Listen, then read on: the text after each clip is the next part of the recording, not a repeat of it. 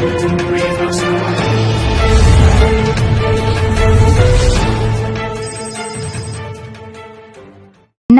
दोस्तों, आप देखते रहे न्यूज़ सीपी भारत की खबर। जिला सतना मेहर से अजय कुमार की रिपोर्ट।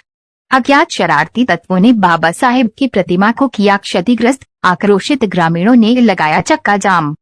सतना उचेहरा थाना क्षेत्र के नागौद चेहरा मार्ग पर टिकुरा तिराहा भराहटा गांव के पास लगी डॉक्टर भीमराव आम्बेडकर की प्रतिमा को अज्ञात लोगों द्वारा चेहरे पर काला पेंट पोत दिया गया है व क्षतिग्रस्त कर दिया गया। इस घटना से क्षेत्र में भारी आक्रोश फैल गया है।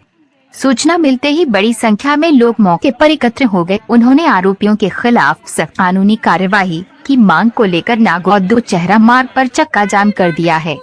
घटना की सूचना पर उचेहरा एसडीएम सुमेश द्विवेदी व थाना से पुलिस बल मौके पर पहुंचा।